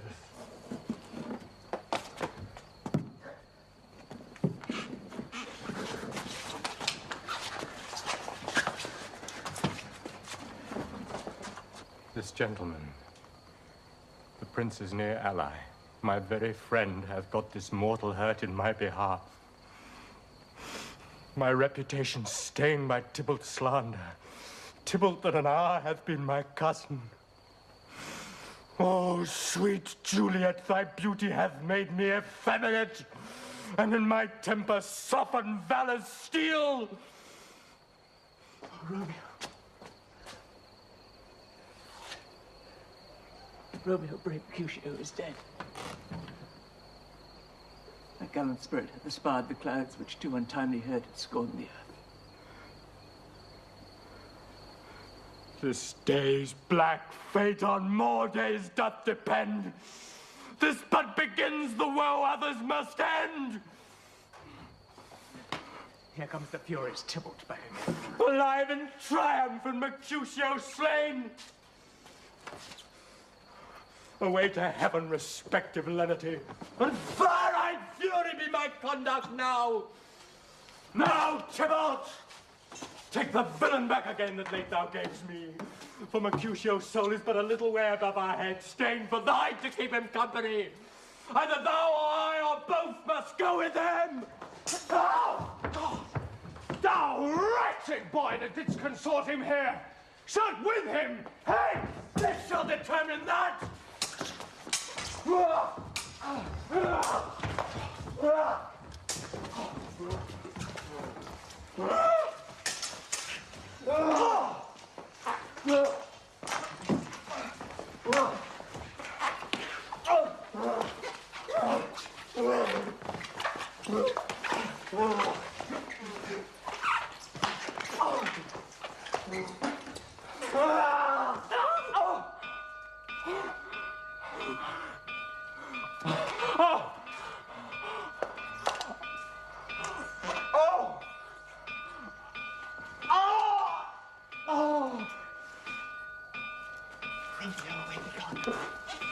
The citizens are up in Tybalt's cave. Stand not amazed. The prince will doom thee death if thou art taken. Hence, be gone away! Oh, I am fortune's foe! Why dost thou stay?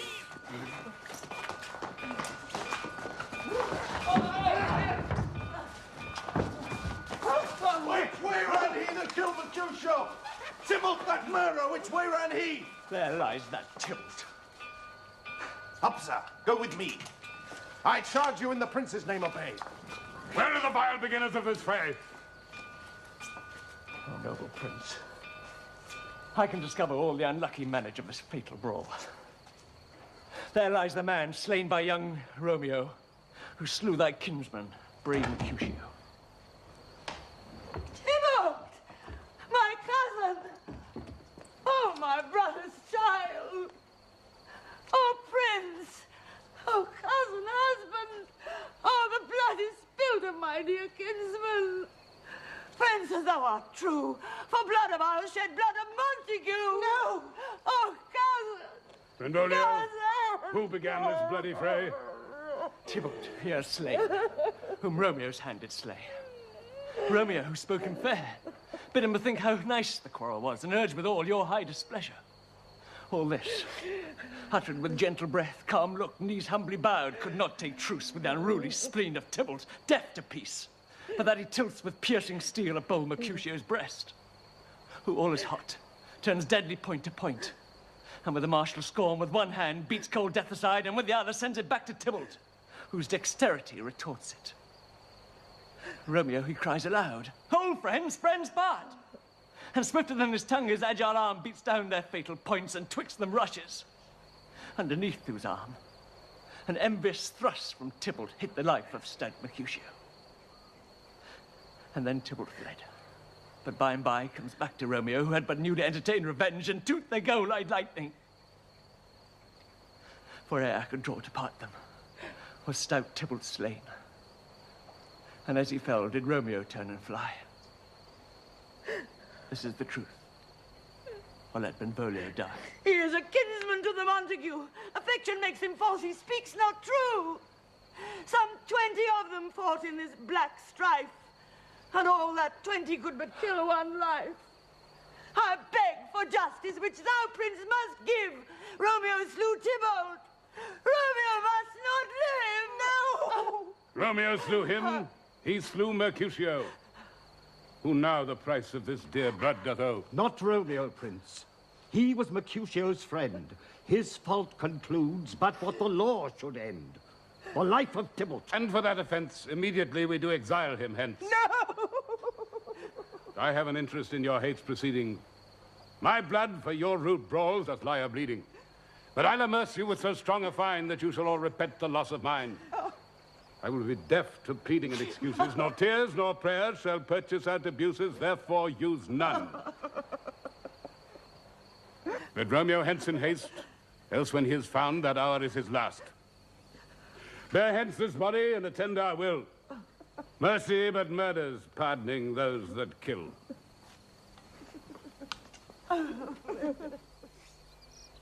Gallop apace, you fiery-footed steeds, towards Phoebus' lodging. Such a wagoner as Phaeton would whip you to the west and bring in cloudy night immediately. Spread thy close curtain, love, performing night, that runaways' eyes may wink and Romeo leap to these arms, untalked of and unseen. Lovers concede to do their amorous rites by their own beauties. Or if love be blind, it best agrees with night. Come, civil night, thou sober-suited matron all in black, and learn me how to lose a winning match played for a pair of stainless maidenhoods. Would my unmanned blood baiting in my cheeks with thy black mantle, till strange love grow bold, think true love acted simple modesty. Come, night. Come, Romeo. Come, thou day and night, for thou wilt lie upon the wings of night, whiter than new snow upon a raven's back. Come, gentle night. Come, loving, black-browed night, give me my Romeo. And when I shall die, take him and cut him out in little stars. And he will make the face of heaven so fine that all the world will be in love with night and pay no worship to the garish sun. Oh, I have bought the mansion of a love, but not possessed it. And though I am sold, not yet enjoyed, so tedious is this day as is a night before some festival to an impatient child that hath new robes and may not wear them. Oh, here comes my nurse, and she brings news, and every tongue that speaks but Romeo's name speaks heavenly eloquence. Now, nurse, what news? What is thou there? The cords that Romeo bid thee fetch? Aye, aye, the cords. Ay me, what news? Oh, why dost thou wring thy hands? Oh, where a day, he's dead, he's dead, he's dead. We are undone, lady, we are undone. Alack the day, he's gone, he's killed, he's dead. Can heaven be so envious? Oh, Romeo can, no, heaven cannot. Oh, Romeo, Romeo. Whoever would have thought it, Romeo? What devil art thou that dost torment me thus? This torture should be roared in dismal hell. Hath Romeo slain himself? Say thou but I, and that bare vowel I shall poison more than the death-darting eye of cockatrice. I am not I, if there be such an eye, or those eyes shut that make the answer I. If he be slain, say I, or if not, no. Brief sounds determine of my weal or woe. I saw the wound. I saw it with mine eyes. God save the mark, here on his manly breast. A piteous course, a bloody piteous course. Pale, pale as ashes, all bedaubed in blood, all in gore blood. I swounded at the sight. Oh, break my heart. Poor bankrupt, break at once. To prison eyes, their look and liberty. Vile earth to earth resign, and motion here. And thou and Romeo press one heavy bier. Oh, Tybalt, Tybalt, the best friend I had. Oh, courteous Tybalt, honest gentleman, and ever I should live to see thee dead. What storm is this that blows so contrary? Is Romeo slaughtered, and is Tybalt dead?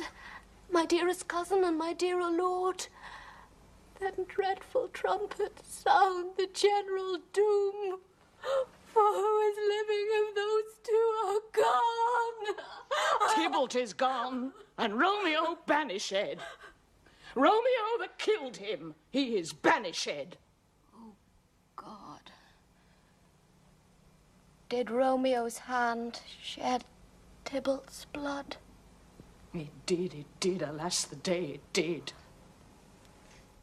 Oh, serpent heart, hid with a flowering face. Did ever dragon keep so fair a cave? Beautiful tyrant, fiend angelical, dove-feathered raven, wolfish ravening lamb, despised substance of diviner show just opposite to what thou justly seemst, a damned saint, an honourable villain. Oh, nature, what hadst thou to do in hell? Without its power, the spirit of a fiend in mortal paradise of such sweet flesh. Was ever book containing such vile matter so fairly bound? Oh, the deceit should dwell in such a gorgeous palace. There's no trust, no faith, no honesty in men. All perjured, all forsworn, all naught, all dissemblers. Oh, where's my man? Give me some aqua vita. These griefs, these woes, these sorrows make me old. Shame come to Romeo. Blistered be thy tongue for such a wish. He was not born to shame. Upon his brow shame is a shame to sit. For 'tis a throne where honor may be crowned, sole monarch of the universal earth. Oh, what a beast was I to chide at him. Will you speak well of him that killed your cousin? Shall I speak ill of him that is my husband?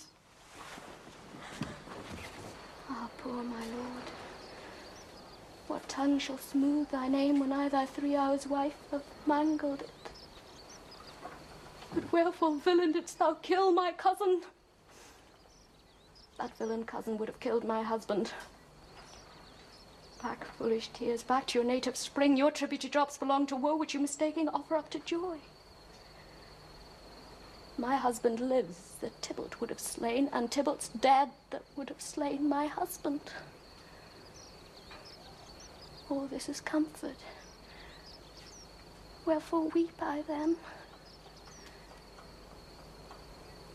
Some word there was worser than Tybalt's death that murdered me. I would forget it fain, but oh, it presses to my memory like damned guilty deeds to sinners' minds. Tybalt is dead, and Romeo, banish it. Banish it. That one word, banish it, hath slain 10,000 Tybalts. Tybalt's death was woe enough, if it had ended there. Or if sour woe delights in fellowship and needly will be ranked with other griefs, why followed not when she said, Tybalt's dead, thy father or thy mother, nay, or both, which modern lamentation might have moved. But with the rearward following Tybalt's death, Romeo is banished. To speak that word is father, mother, Tybalt, Romeo, Juliet, all slain, all dead. Romeo is banished.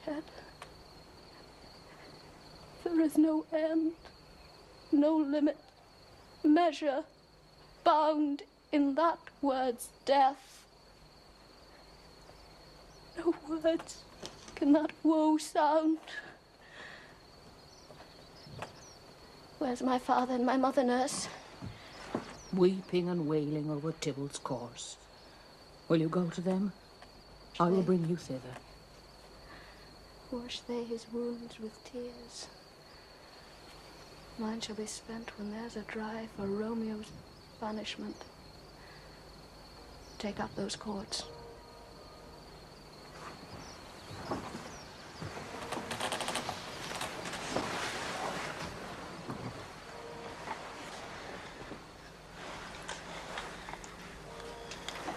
Poor ropes. You are beguiled, both you and I, for Romeo is exiled. He made you for a highway to my bed, but I am made die, maiden widowed. Come, cords. Come, nurse. I'll to my wedding bed, and death, not Romeo, take my maidenhead. Hie to your chamber. I'll find Romeo to comfort you. I wot well where he is. Hark ye, your Romeo will be here at night. I'll to him. He's hid at Lawrence cell. Oh, find him, and give this ring to my true knight, and bid him come to take his last farewell.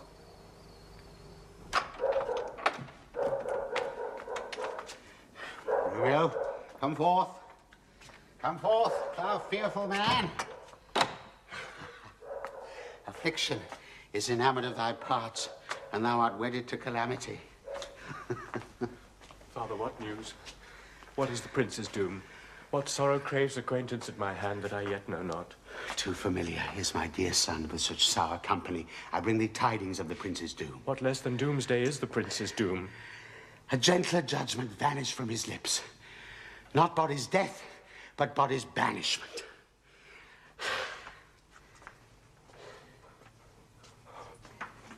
Banishment? Be merciful, say death. For exile hath more terror in his look, much more than death. Do not say banishment. Hence from Verona art thou banished. Be patient, for the world is broad and wide. There is no world without Verona walls, but purgatory, torture, hell itself. Hence banished is banished from the world, and world's exile is death. Then Banished is death mistermed. Calling death banished, thou cuts my head off with a golden axe, and smiles upon the stroke that murders me. Oh, deadly sin! Oh, rude unthankfulness! Thy fault our law calls death, but the kind prince, taking thy part, hath rushed aside the law, and turned that black word death to banishment. This is dear mercy, and thou seest it not. 'Tis torture and not mercy. Heaven is here, where Juliet lives. And every cat and dog and little mouse, every unworthy thing, live here in heaven and may look on her. But Romeo may not. More validity, more honourable state, more courtship lives in carrion flies than Romeo. They may seize on the white wonder of dear Juliet's hand and steal immortal blessings from her lips, who even in pure and vestal modesty still blushes, thinking their own kiss is sin. This may flies do when I from this must fly. And sayest thou yet that exile is not death? But Romeo may not, he is banished. Flies may do this when I from this must fly. They are free men, but I am banished. Hadst thou no poison mixed, no sharp ground knife, no sudden mean of death, though ne'er so mean, but banished to kill me? Banished. Oh, friar, the damned use that word in hell. Howlings attend it. How hast thou the heart, being a divine, a ghostly confessor, a sin absolver, and my friend professed, to mangle me with that word?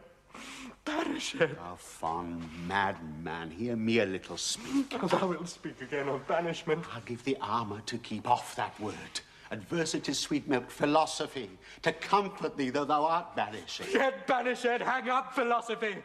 Unless philosophy can make a Juliet, displant a town, reverse a prince's doom, it helps not, it prevails not. Talk no more. I see that madmen have no ears. How should they when that wise men have no eyes? Let me dispute with thee of thy estate. Thou canst not speak of that thou dost not feel.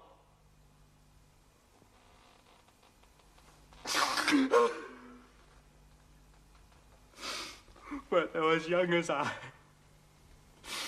Juliet I love, and are but married, Tybalt murdered, doting like me banished, then mightst thou speak, then mightst thou tear thy hair, and fall upon the ground as I do now, taking the measure of an unmade grave.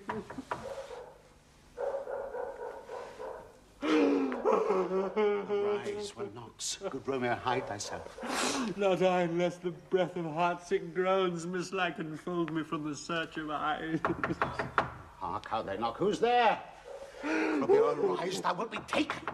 Stay a while. Look, stand up. Run to my study. By and by. Oh, God's will, what simpleness is this? I come. Who knocks so hard? Whence come you? What's your will? Let me come in and you shall know my errand. I come from Lady Juliet. Welcome, then. Oh, Holy Friar, oh, tell me, Holy Friar, where's my lady's lord? Where's Romeo? There on the ground, with his own tears made drunk. Oh, he's even in my mistress' case. Just in her case. Oh, woeful sympathy. Piteous predicament. Even so lies she. Blubbering and weeping. Weeping and blubbering. Stand up, stand up. Stand and you be a man. For Juliet's sake, for her sake, rise and stand. Why should you fall into so deep an hole? Nurse. Ah, sir, death's the end of all. Speak thou of Juliet. How is it with her? Does she not think me an old murderer now that I have stained the childhood of our joy with blood removed but little from her own? Where is she and how does she? And what says my concealed lady to our cancelled love? Oh, she says nothing, sir, but weeps and weeps. Now falls on her bed, then starts up and Tybalt calls, and then on Romeo cries, and then down falls again. As if that name shot from the deadly level of a gun did murder her. As that name's cursed hand murdered her kinsman. Oh, tell me, friar, tell me in what vile part of this anatomy doth my name lodge? Tell me that I may sack the hateful mansion! Hold thy desperate hand! Art thou a man? Thy form cries out thou art, thy tears are womanish. Thy wild acts denote the unreasonable fury of a beast. unseemly woman in a seeming man, and ill-beseeming beast in seemings both. Thou hast amazed me. By my holy order, I thought thy disposition better tempered. Hast thou slain Tybalt, and wilt thou slay thyself, and slay thy lady that in thy life lives, by doing damned hate upon thyself? Why railst thou upon thy birth to heaven and earth? Since birth and heaven and earth, all three do meet in thee at once, which thou at once wouldst lose. Fie, thou shamest thy shape, thy love, thy wit. Just like a usurer, bounced in all, but usest none in that true use indeed which should bedeck thy shape, thy love, thy wit.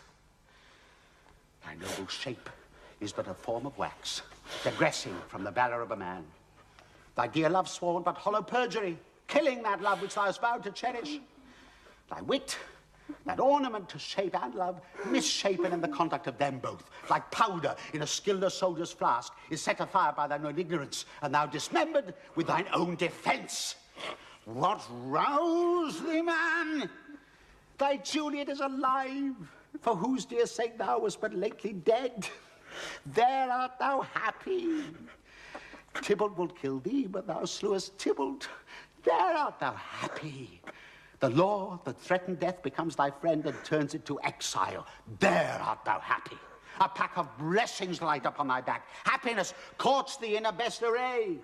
But like a misbehaved and sullen wench, thou pouts upon thy fortune and thy love. Take heed, for such die miserable.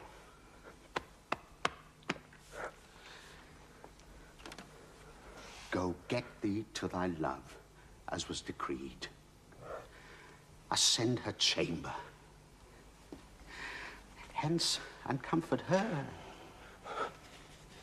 But look thou, stay not till the watch be set, for then thou canst not pass to Mantua, where thou shalt live, till we can find a time to blaze your marriage. Reconcile your friends, beg pardon of the prince, and call thee back with 20,100,000 times more joy than thou wentst forth in lamentation. Go before, nurse, commend me to thy lady, bid her hasten all the house to bed, which heavy sorrow makes them apt unto. Romeo is coming. Oh, Lord, I could have stayed here all the night to hear good counsel. Oh, what learning is. My lord, I'll tell my lady you will come. Do so, and bid my sweet prepare to chide. Oh, here, sir. A ring she bid me give you, sir. Hie you, make haste, for it grows very late. How well my comfort is revived by this. Go hence, good night. And here stands all your state. Either be gone before the watch be set, or by the break of day disguised from hence. Sojourn in Mantua, I'll find out thy man, and he shall signify from time to time every good hap to you that chances here. Give me thy hand, 'tis late. Farewell, good night. But that a joy past joy calls out on me, it were a grief so brief to part with thee. Farewell.